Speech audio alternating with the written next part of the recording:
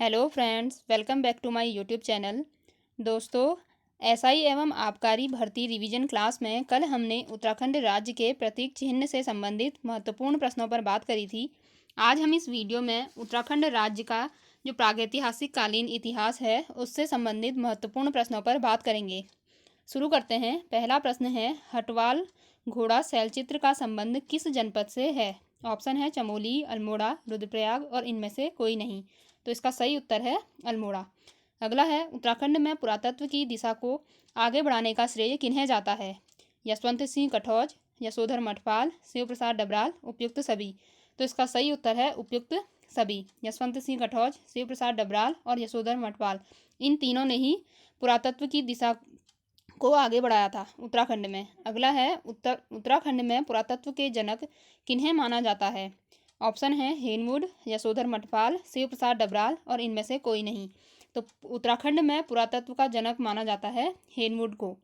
अगला है, 1856 ईस्वी में देवीधुरा से महापाषाणकालीन पुरावशेषों की खोज किसके द्वारा की गई थी? ऑप्शन है यशोधर मठपाल, यशवंत कटौज, हेनवुड और मदन भट्ट। तो इसका सही उत्तर है हेनवुड।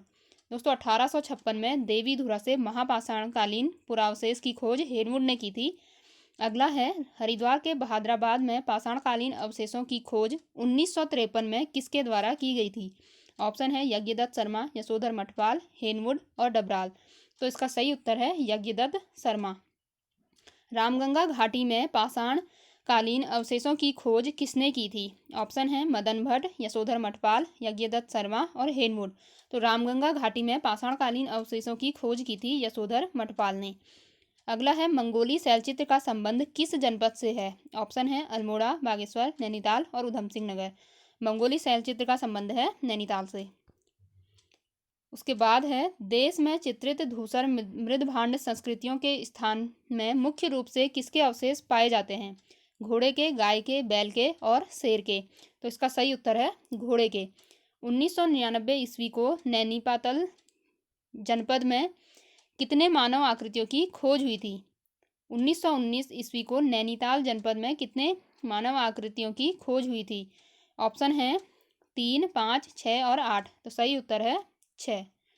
कसार देवी शैलाश्रय अल्मोड़ा में कितने नर्तकों का सुंदर चित्रण मिलते हैं? ऑप्शन है 12, 13, 14 और 16। तो इसका सही उत्तर है 14।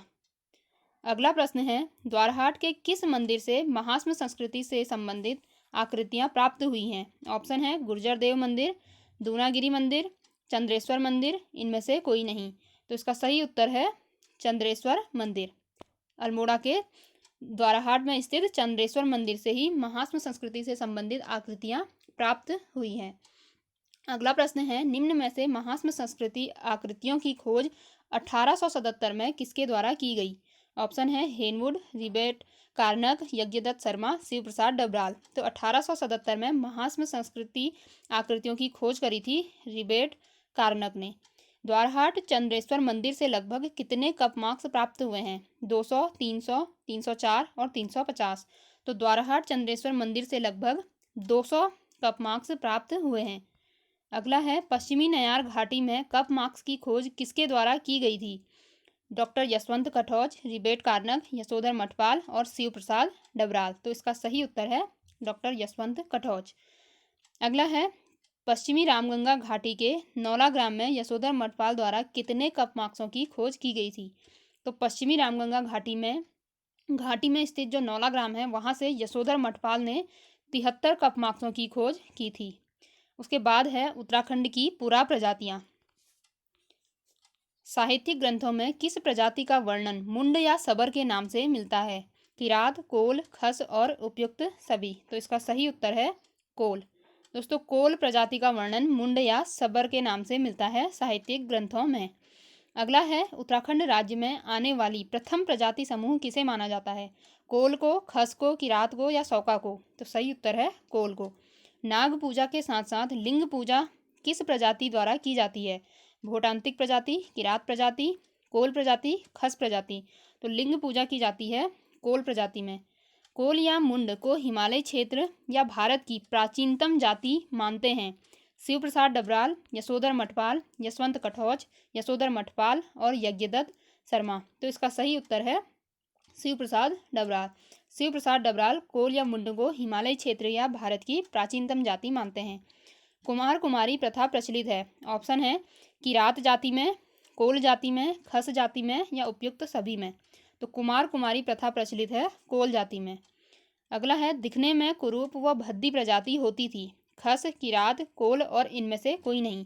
तो कोल प्रजाति दिखने में कुरूप व भद्दी होती थी। फिर है किस पुराण में किरातों को भिल्ल कहा गया है? स्कंद पुराण, विष्णु पुराण, मत्स्य पुराण और गरुड़ पुराण। तो इसका सही उत्तर है स्कंद पुराण। कोल के बाद उत्तराखंड में किस प्रजाति का आधिपत्य हुआ? खस, भोटांतिक, कोल या किरात। तो कोल के बाद उत्तराखंड में आए थे किरात। असंगत युग्म का चयन करें। मुंडा भाषा या बोली, यह किरात प्रजाति की। भ्रमणकाली, पशुपालक व आखेटक, किरात प्रजाति। किन्नर या कीर कहा जाता है, खस प्रजाति और इनमें से कोई नहीं। तो इसमें से हमें असंगत चुनना है। तो इसका सही उत्तर है ऑप्शन सी, कीर या किन्नर प्रजाति खस प्रजाति को नहीं कहा जाता है, जबकि मुंडा भाषा या बोली किरात प्रजाति की है। भ्रमणकारी, पशुपालक व आखेटक किरात प्रजाति ही होती है। फिर है कुंती पुत्र अर्जुन के साथ किरातों का युद्ध किस स्थान पर हुआ था? ऑप्शन है देवप्रयाग, विल्लव केदार, केदारनाथ और कोई नहीं। तो कुंती पुत्र अर्जुन के साथ किरातों का युद्ध हुआ था विल्लव केदार में।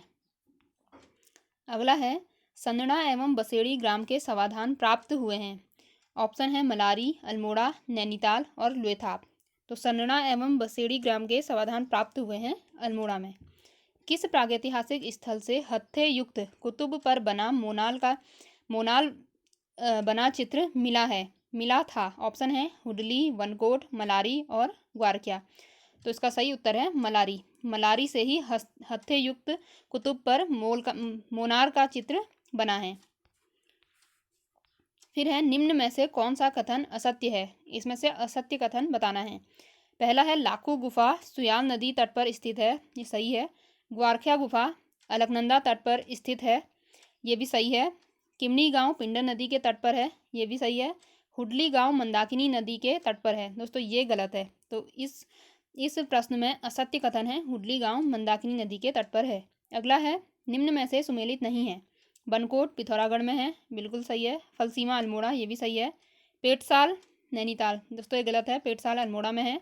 हुडली उत्तरकाशी, ये भी सही है। फिर है लाखू गुफा अल्मोड़ा के चित्रों की तुलना भीमबेटका से की जाती है, जो किस राज्य में स्थित है? उत्तर प्रदेश, हिमाचल, मध्य प्रदेश और उत्तराखंड। तो लाखू गुफा ये अल्मोड़ा जिले में स्थित है, जो कि उत्तराखंड राज्य में है। कालिदास के रघुवंश महाकाव्य में किस प्रजाति का वर्णन मिलता है? कोल, खस, सौका और किरात। तो कालिदास के रघुवंश महाकाव्य में मिलता है किरात प्रजाति का वर्णन। महाभारत के किस पर्व के अनुसार किरातों ने अपने नेता शिव के झंडे के नीचे अर्जुन से युद्ध किया था? तो इसका सही उत्तर है वन पर्व। महाभारत के वन पर्व के अनुसार किरातों ने अपने नेता शिव के झंडे के नीचे अर्जुन से युद्ध किया था। बाणभट्ट की कौन सी पुस्तक किरातों के निवास की पुष्टि करती है? ऑप्शन है चंडी शतक, हर्षचरित, कादम्बरी और उपयुक्त सभी। तो इसका सही उत्तर है कादम्बरी, ऑप्शन सी। फिर है किरात जाति के वंशज वर्तमान में किस स्थान पर निवास करते हैं? ऑप्शन है अस्कोट, डीडीहाट, गोपेश्वर और ए और बी दोनों। तो इसका सही उत्तर है ऑप्शन डी, यानी अस्कोट और डीडीहाट दोनों में किरात जाति के वंशज वर्तमान में निवास करते हैं। गढ़वाल व कुमाऊं में बौद्ध धर्म का सर्वाधिक प्रचार किसके समय हुआ? ऑप्शन है खसों, कोलों, किरातों और सौका। तो गढ़वाल और कुमाऊं में बौद्ध धर्म का सर्वाधिक प्रचार हुआ था खसों के समय। निम्न में से कौन एक सुमेलित नहीं है? झटेला प्रथा, खस प्रजाति, टिकुआ प्रथा, कोल प्रजाति, पशुबली प्रथा, खस प्रजाति और ऑप्शन डी है इनमें से कोई नहीं। तो इसका सही उत्तर है ऑप्शन बी। दोस्तों टिकुआ प्रथा ये भी खस प्रजाति में देखने को मिलती है। झटेला प्रथा खस प्रजाति ये भी सही है। पशुबली प्रथा खस प्रजाति ये भी सही है, जबकि टिकुआ प्रथा जो है ये कोल प्रजाति में नहीं बल्कि खस प्रजाति में देखने को मिलती है। अगला है घर जमाई रखने की प्रथा किस प्रजाति में प्रचलित थी? ऑप्शन है कोल, किरात, भोटांतिक और खस। तो घर जमाई रखने की प्रथा जो है वो कोल प्रजाति में देखने को मिलती है। नहीं सॉरी, घर जमाई रखने की प्रथा मिलती है खस प्रजाति में। अगला है, कौन सा कथन खस प्रजाति के बारे में सही नहीं है? ऑप्शन है, टिकवा प्रथा के तहत खसों की विधवा किसी अन्य पुरुष को अपने घर में रख सकती थी। दूसरा है, खस लोग ज्येष्ठ पुत्री को मंदिरों में दान करते थे। तीसरा है, इनके समूह को कुंच कहा जाता था। और डी है, इनमें से कोई नहीं। तो इसमें कौन सा कथन सही नहीं है वो हमें बताना है। पहला है, टिकवा प्रथा के तहत खसों की विधवा किसी अन्य पुरुष को अपने घर में रख सकती थी, ये सही है। खस लोग ज्येष्ठ पुत्री को मंदिरों में दान करते थे, ये भी सही है। इनके समूह को कुंच कहा जाता था, दोस्तों ये गलत है। जो भोटिया प्रजाति है उसके समूह को कुंच कहा जाता है। तो इसका सही उत्तर हो जाएगा ऑप्शन सी। फिर है, खस स्त्री द्वारा अन्य व्यक्ति से विवाह के उपरांत पहले पति से उत्पन्न पुत्र कहलाता था झटेला, हटेला, ज्येष्ठ और कनिष्ठ। तो इसका सही उत्तर है झटेला। किस नदी घाटी में रहने वाले भोटिया प्रजाति को सौका कहा जाता है? यमुना, अलकनंदा, काली और गंगा। तो काली नदी घाटी में रहने वाली भोटिया प्रजाति को सौका कहा जाता है। अगला है, नीचे दिए गए युग्मों को सही सुमेलित करें। पहला है, वर्षा के देवता। तो वर्षा के देवता हैं घूर्मा। व्यापार के